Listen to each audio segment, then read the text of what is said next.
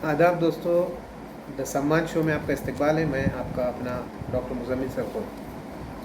हम गुफ्तगू कर रहे थे अलग अलग ज़बानों की, अलग अलग अल्फाज की, और मैं ये ज़िक्र कर चुका हूँ कि ज़बानें एक दूसरे से महसूस तौर पर और गैर महसूस तौर पर एक दूसरे से फ़ायदा उठाती रहती हैं, एक दूसरे से राब्ते में रहती हैं।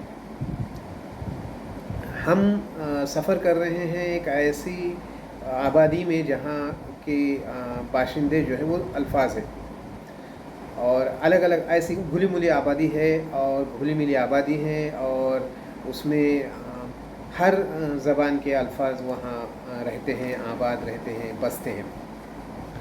आज मैं आपके सामने ऐसे 2-3 अल्फाज का ज़िक्र करूँगा जो अल्फाज है तो किसी और ज़बान के बुनियादी तौर पर, लेकिन वो जिस ज़बान में इस्तेमाल हो रहे हैं वो अल्फाज उस ज़बान की वो ऐसे हो गए हैं बाशिंदे, या ऐसे उस ज़बान के अल्फाज हो गए कि उनको इस्तेमाल करते हुए समझ में नहीं आता कि आया ये किसी और ज़बान के भी अल्फाज हो सकते हैं। लेकिन वो अगर उन अल्फाज की तह तक जाए, उन अल्फाज की गहराई तक जाए, उन अल्फाज की तहकीक की जाए, तो पता चलेगा कि ये अल्फाज जो है हकीकत में किसी और ज़बान से आए हुए हैं, और उस ज़बान में भी इस्तेमाल हो रहे हैं। ऐसा नहीं कि नहीं होते, उस ज़बान में भी इस्तेमाल हो रहे हैं, लेकिन इस ज़बान में भी इस्तेमाल हो रहे हैं। बहुत ज़्यादा मखमसे में न डालते हुए मैं सीधे आ जाता हूँ अपने मौजू पर। मैं बात कर रहा हूँ ऐसे अल्फाज जो मराठी ज़बान में इस्तेमाल हो रहे हैं, और वो अल्फाज या तो फ़ारसी के या तो अरबी के हैं। 2 से 3 अल्फाज का जिक्र करूँगा मैं आज।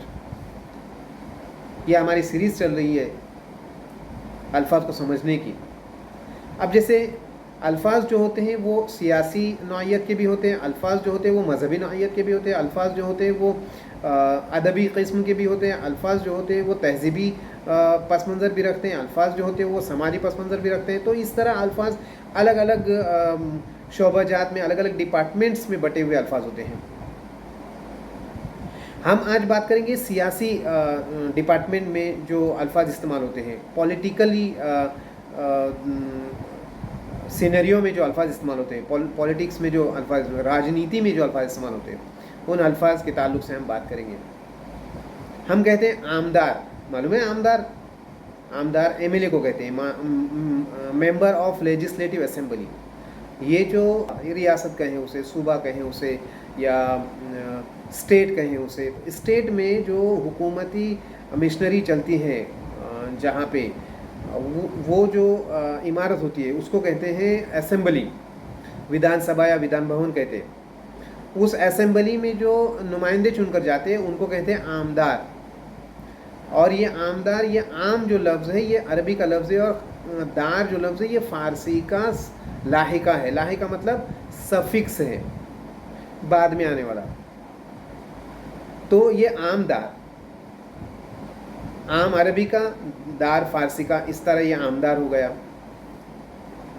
फिर उसके बाद हम कहते हैं कि मेंबर पार्लियामेंट होता है। पार्लियामेंट होता है मुल्की सतह पर जो विधानसभा या विधान भवन होता है उसे हम पार्लियामेंट कहते हैं, उसको लोकसभा और राज्यसभा कहते हैं। तो पार्लियामेंट में जो नुमाइंदे चुनकर जाते हैं, अवामी नुमाइंदे जो चुनकर जाते हैं, उनको कहते हैं हम खासदार। और ये ख़ास अरबी का है, दार फ़ारसी का है, दार लाहिका है, और ख़ास जो है ये एक लफ्ज़ है। जैसे हम कहते हैं ना बहुत ख़ास है, और कहते हैं आम, आम के माने में कहते हैं कि बहुत आम, ये आम बात है, मतलब ये नॉर्मल बात है, कॉमन बात है। और ख़ास कहते हैं स्पेशल के लिए।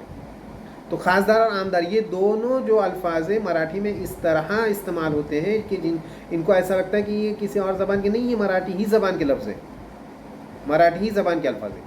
इसी तरह महाराष्ट्र में हमारे यहाँ एक मिनिस्ट्री है, वजारत है, उस मिनिस्ट्री का नाम है महसूल वजारत महसूल, महसूल मंत्रालय, महसूल मंत्रालय कहते हैं। तो ये जो महसूल लफ्ज़ है ये भी अरबी का लफ्ज़ है।